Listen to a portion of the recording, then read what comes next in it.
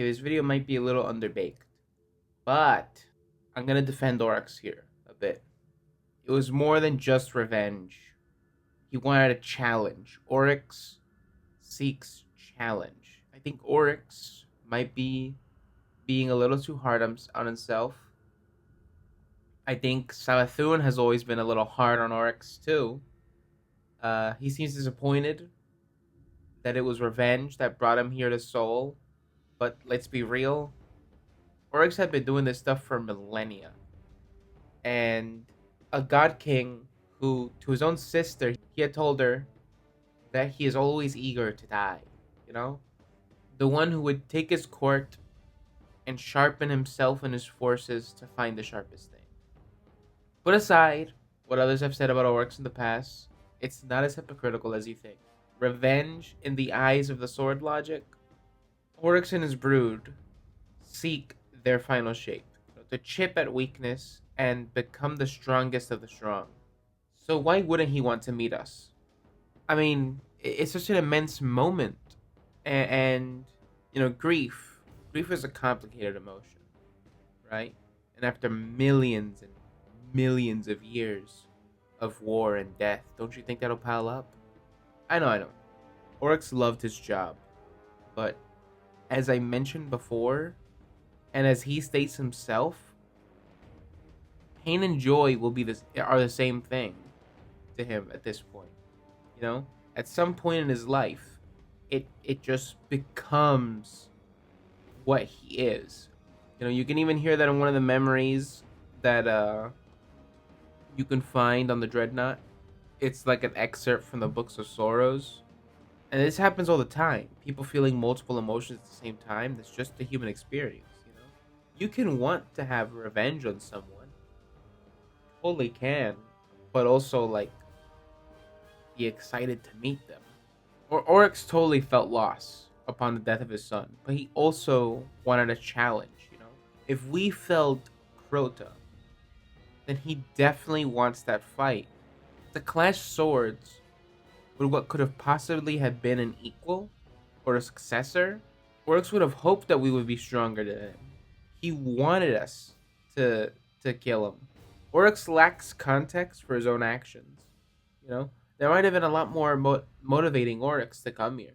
I don't think Oryx's revenge was about settling a score. Oryx wanted to die. He wanted to become something else. For us to carry him.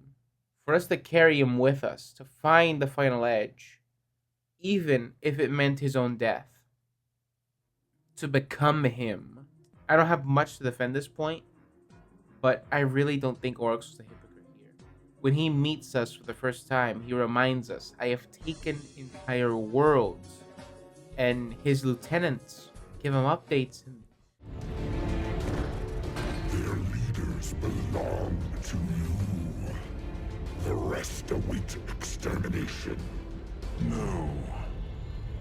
Gather them. I will take them all.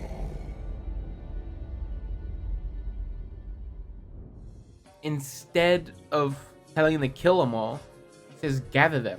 I'll take them all. Because he wants that strength in his taken. This is more than just sentimentality. This is Oryx's high war coming in full force to bolster and sharpen itself. And that's why Oryx isn't a hypocrite. Because revenge might have been the catalyst to just take him to seek a higher force. Revenge was the vehicle that took Oryx to want to come here, Because otherwise, what sort of challenge would exist here, What else would motivate him to come here? The Traveler? If it was the Traveler that would have motivated him, I feel like he would have come here a long time ago. I mean, maybe he was going around. Okay, this is maybe going against the point of the video, but maybe he was just avoiding the Black Fleet. Now that I think about it, we're unscripted now. Maybe he was just avoiding the Black Fleet because he knew Nezarec was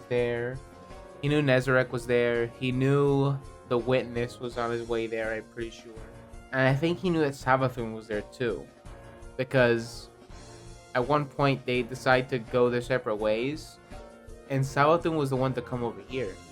Quite the interesting nuance we have in this discussion here. because I hadn't thought of what if Oryx was avoiding the Black Fleet, because there's a lot to avoid with the Black Fleet.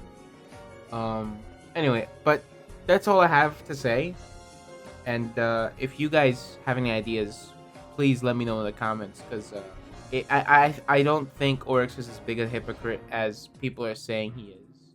I think it's a lot more complicated than what they're revealing right now, because as we know, this is an Oryx from another point in his life. He had just become Oryx at this point. You know, he didn't even have Crota, he didn't even have Nokris.